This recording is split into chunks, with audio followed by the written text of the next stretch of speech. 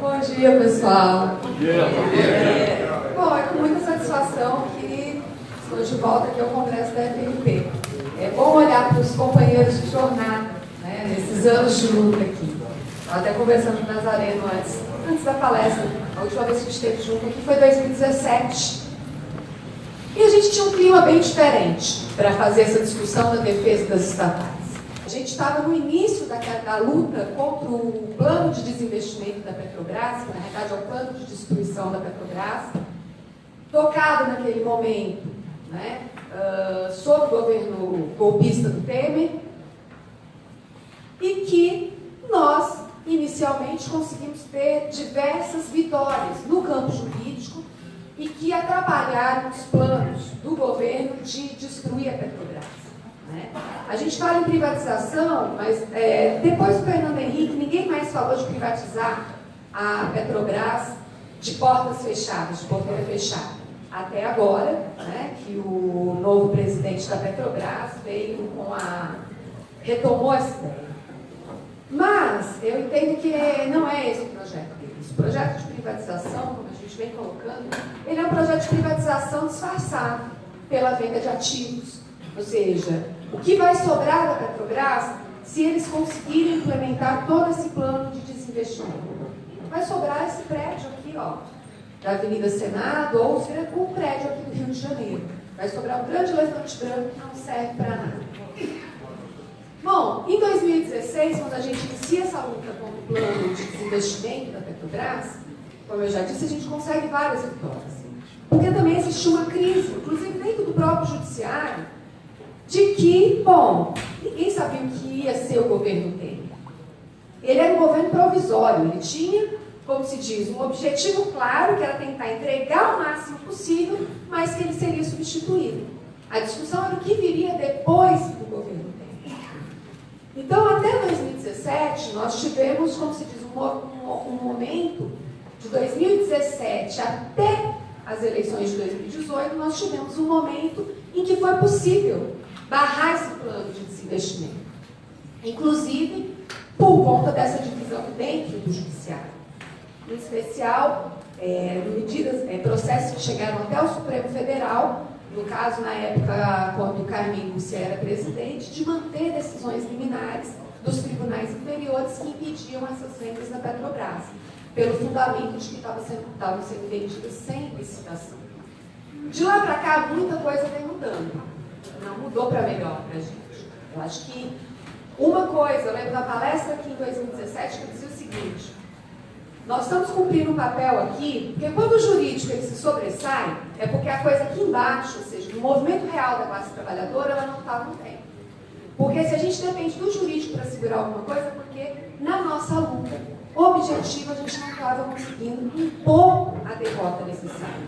Então é aquele momento em que o jurídico ele cumpre o papel auxiliar, mas também protagonista nessa luta em defesa do nosso patrimônio. Bom, de lá para cá muita coisa mudou. A nossa esperança era que a conjuntura política melhorasse. Querendo ou não, a gente fala, as eleições elas foram um momento importante. Elas foram um momento muito importante. E que ela era, naquele momento, ela foi o quê? O termômetro do que seria a nossa luta, a existência ou não da Petrobras. E a gente tomou uma bancada muito séria. E eu acho que a gente tem acordo aqui nisso. A eleição do governo Bolsonaro, ela é uma mudança de qualidade dentro dessa situação. O enfrentamento com esse governo, e a gente está vendo hoje por dentro, pelo novo presidente da Petrobras e tudo mais, a situação ela é mais complicada, porque a gente não está mais mexendo com o governo do Temer. A gente está mexendo com o governo democraticamente, eleito, com 4 anos de mandato pela frente. E a gente vê que, inclusive, o posicionamento do judiciário frente a esse governo já muda. Já muda, não é o mesmo posicionamento que existe em relação ao governo Temer. Eu estou fazendo esse preâmbulo para entrar no que está acontecendo hoje na luta jurídica contra essa entrega da Petrobras. Que ela envolve a venda de ativos, mas ela não envolve só a venda de ativos também.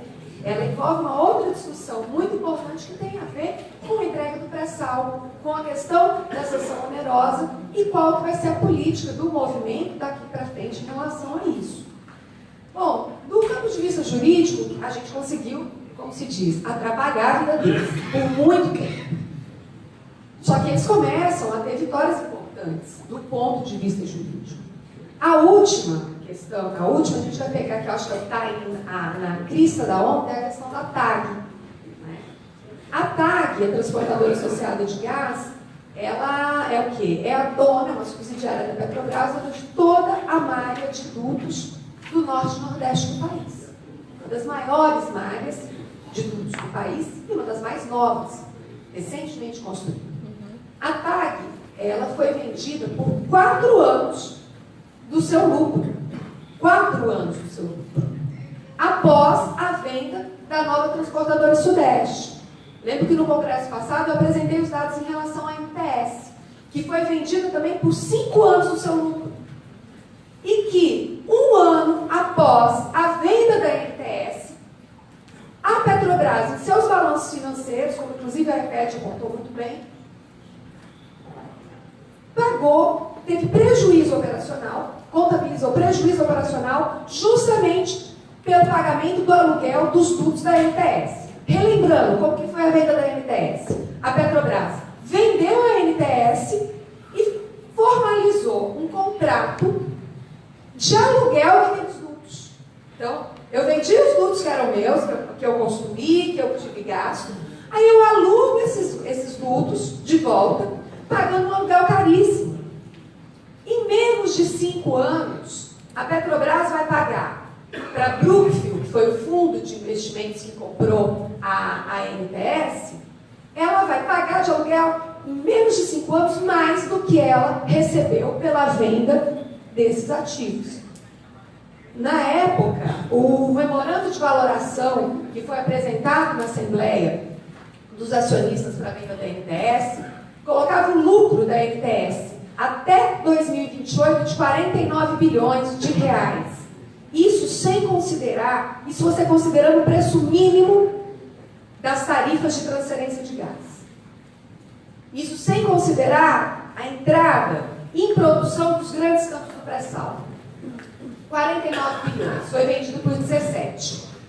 1 ano depois se contabiliza o prejuízo. E 1 ano depois o que faz a Petrobras? Vende a TAG no mesmo modelo de negócio da MTS. Bom, nós conseguimos segurar a venda da TAG, isso a gente está falando no início de 2018. Nós conseguimos segurar a venda da TAG, suspender a venda da TAG e segurar a venda até final de janeiro de 2019. Teve 2 situações que atrapalharam a venda. Primeiro, isso foi em agosto de 2018, nós conseguimos eliminar no Tribunal Regional Federal da Quinta Região, que suspendia a venda da TAG. 1 mês depois, o ministro Ricardo Lewandowski deu uma decisão na ação direta de constitucionalidade, a ADI 5624, onde, dando interpretação à nova lei das estatais, diz que no caso de venda, de desestatização de estatais, sociedades de economia mista, suas subsidiárias ou controladas, era necessário autorização legislativa e licitação, que era a tese que a gente vinha defendendo desde o início desse processo. Então, se suspende a venda da TAG pela liminar do TRF e após a decisão do Ricardo Lewandowski, a Petrobras lança um fato relevante suspendendo várias vendas, entre elas a TAG e as Fafens Araucária e Três Lagoas, né? Três Lagoas, que ainda não está em funcionamento. Bom, em janeiro, final de janeiro desse ano, a Petrobras e a União Federal recorrem ao Superior Tribunal de Justiça e o Superior Tribunal de Justiça suspende a decisão do Tribunal Regional Federal, apesar de não ter nenhuma competência para decidir aquela matéria, porque era questão constitucional. A discussão ali era constitucional. O Superior Tribunal de Justiça não poderia decidir, mas decidiu e liberou a venda. E a Petrobras Petrobras, com base nisso e com base no parecer da AGU, que até alguns companheiros questionaram, mas eles estão fazendo isso com base no parecer da AGU. Bom, o parecer da AGU é como o parecer meu. O meu parecer não é imparcial. O meu parecer tem lado. A tese jurídica que eu defendo tem lado. Que é o lado de que não pode entregar o patrimônio público por preço vil. A AGU tem lado, o parecer da AGU. O parecer da AGU é que dane-se a lei, dane-se a Constituição e vamos entregar a Petrobras e vamos entregar o país. É esse o parecer da AGU. Por que eu estou dizendo isso? Porque alguns companheiros aqui dentro da categoria petroleira, existe muito essa questão do respeito à legalidade. Então o parecer do TCU. O parecer do TCU não vale nada. Vale tanto quanto o meu trabalho, quanto o parecer meu. Por quê? Porque ele tem um lado. Ele tem um lado. E parecer do TCU não é lei, não é decisão judicial. Então a Petrobras, ela retomou a venda, por exemplo, da Fafem Araucária, sem nenhuma decisão judicial que autorizasse. Porque a decisão do ministro Lewandowski, na ADI 5624, ainda está em vigência. E a Petrobras está passando deliberadamente por cima dessa decisão. Nós tivemos um outro fato muito importante no final do ano passado. No dia 19 de dezembro, e eu lembro bem a data porque foi um dia antes do meu aniversário. Eu lembro que eu li uma matéria e saí pulando em casa, né? Estava na casa da minha mãe, saí pulando. Ela, o que foi, menina? Você ganhou na loteria? Eu falei, não, mas foi melhor que isso. Era o ministro Marco Aurélio.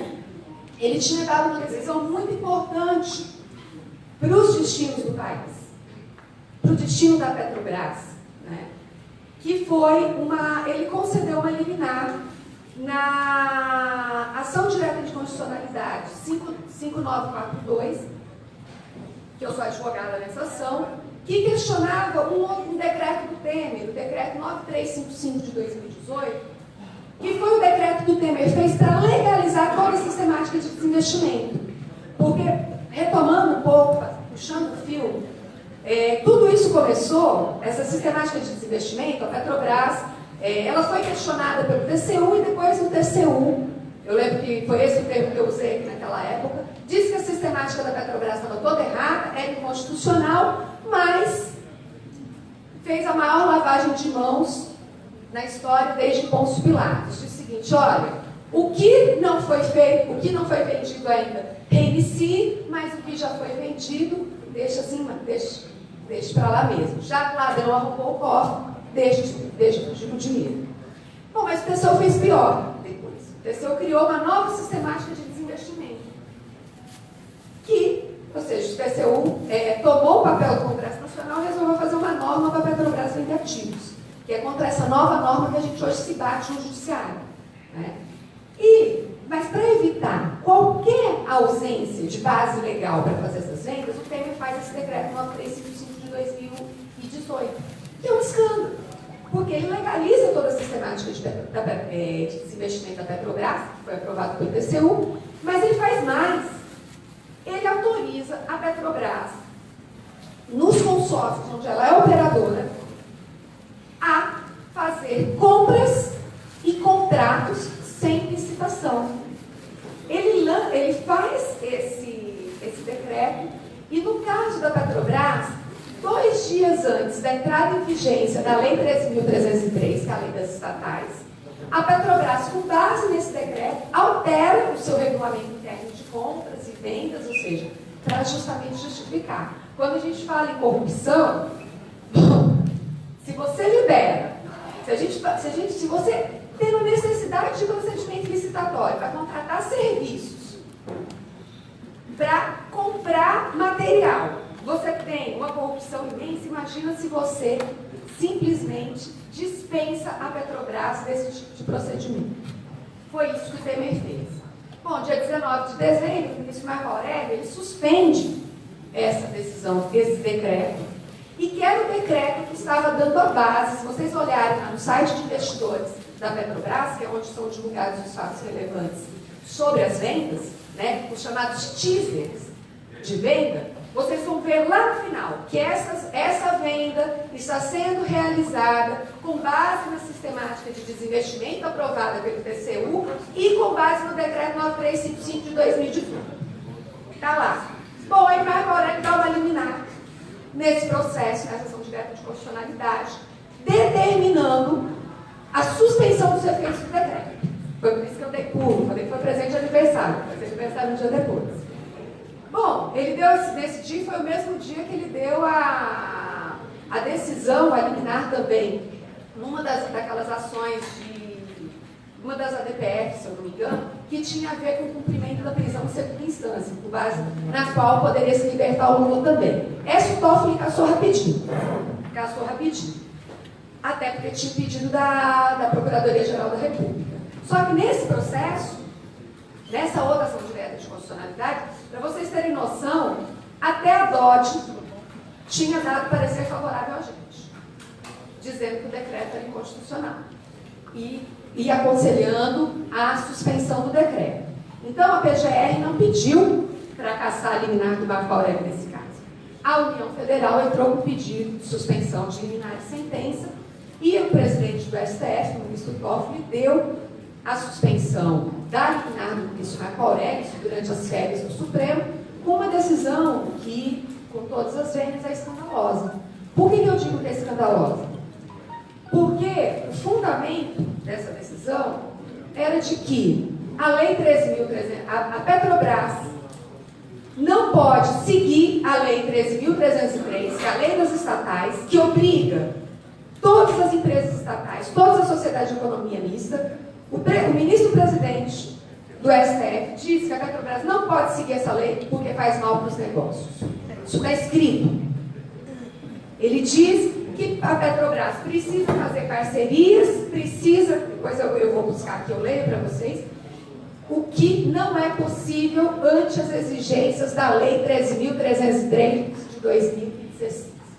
Ou seja, é essa a situação em que se encontra o Estado democrático de direito desse país. Quando o presidente do STF diz que a Petrobras não pode seguir a lei, ou não precisa seguir a lei, porque isso atrapalha os negócios. Foi isso que aconteceu. E com base nisso, a Petrobras retomou todas essas vendas, vendeu agora Espadarte, Tartaruga Verde, um campo com reservas medidas de 1 bilhão e 600 milhões de barris de petróleo. Espadarte não tem quase nada. E ela tinha feito a opção pela Oeste de Tartaruga Verde. Isso. Ela pegou também, então é completamente... Exato. Nem a lógica. Então, é essa a situação. Hoje, dentro do Supremo Tribunal Federal, tramitam essas duas ações que são extremamente importantes para a gente. São extremamente importantes. A ação ADI 5624, que tem a ver com a possibilidade da Petrobras realizar essas vendas das suas subsidiárias, das suas controladas, da forma que ela vem realizando, e a 5942, que é de relatoria do Marco Aurélio, que cuida do decreto 9355 de 2018. E que nós estamos fazendo todo o trabalho lá em cima para ver se conseguimos restabelecer a liminar, para parar esses projetos, de venda. Não é fácil. No caso da ADI 5624, o ano passado nós tivemos lá a FNP, eu fui expositora pela FNP, e estavam presentes várias outras entidades, né?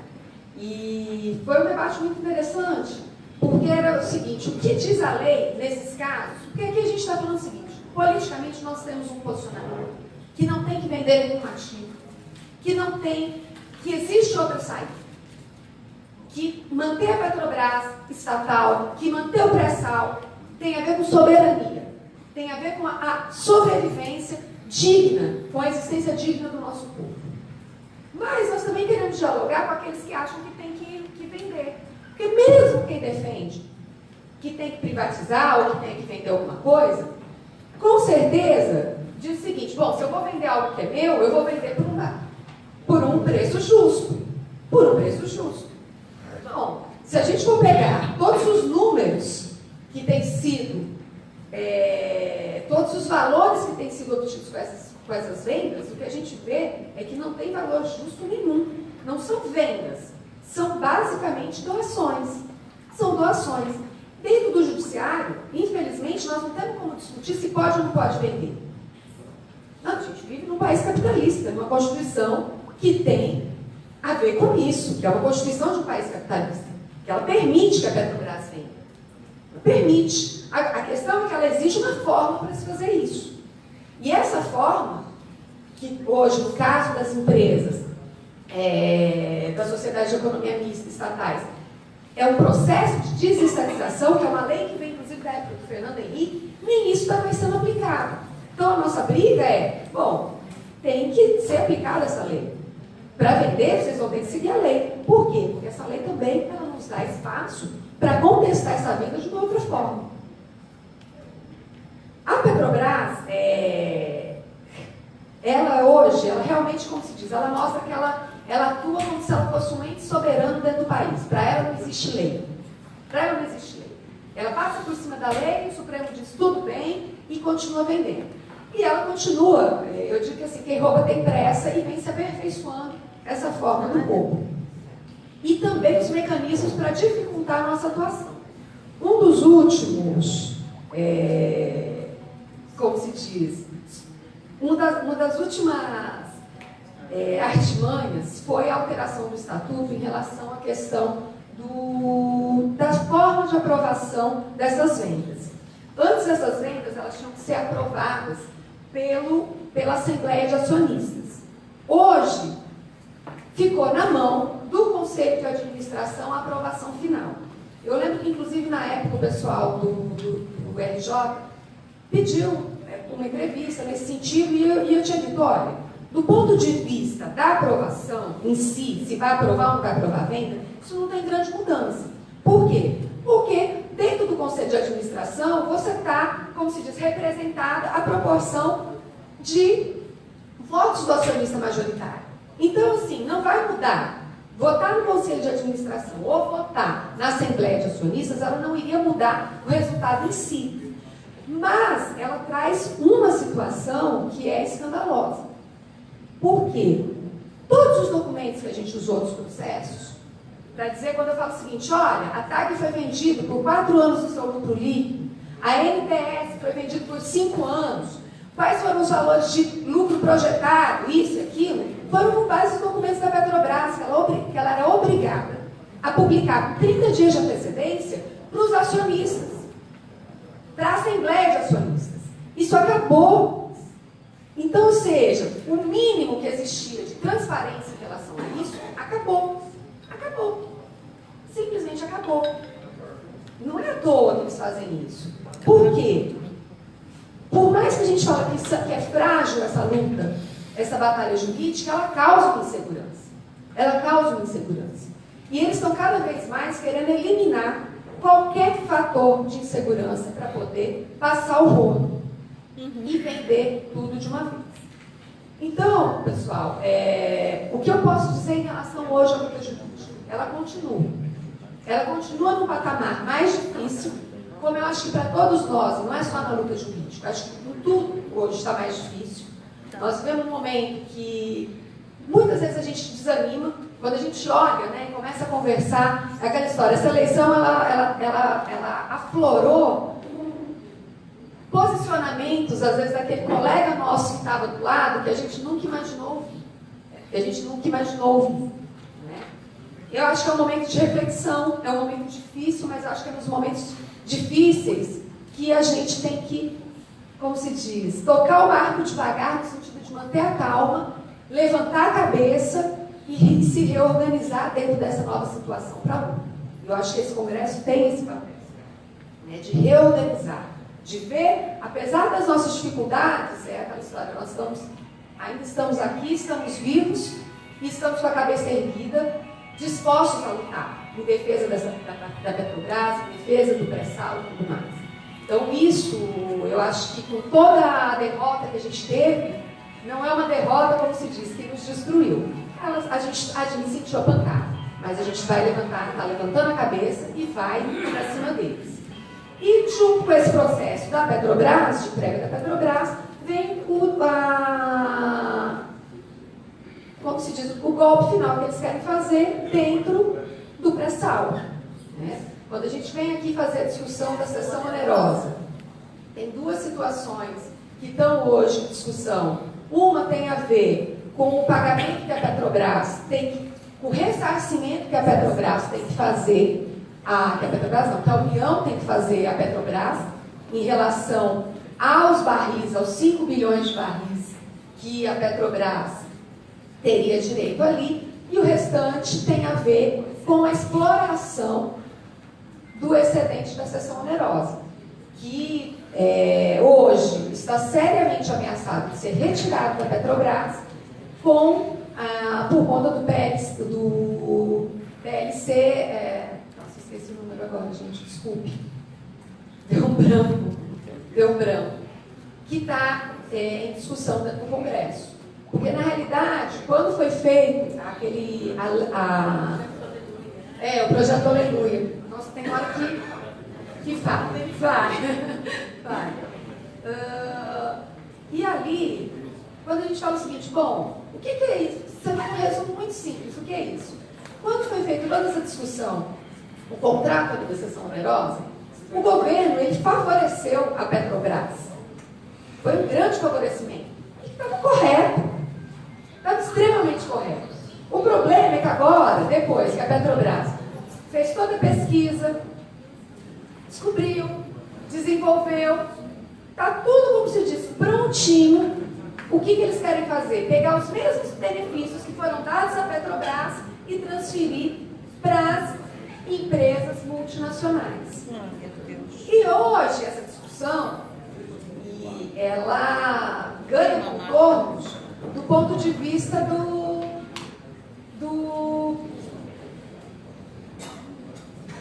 apoio, que hoje o que o governo está fazendo com esse projeto? Ele está usando esse projeto como troca, como moeda de troca, para negociar o apoio dos governadores a esse projeto. Dizendo o seguinte, olha, quem apoiar o projeto vai ter dinheiro do pré-sal para resolver as suas dívidas dos estados. A gente tem vários estados que estão falidos, e que os seus governadores estão doidos atrás de dinheiro para pagar funcionário e tudo mais. E aí o governo diz o seguinte, tá bom, vocês querem dinheiro? Eu vou dar.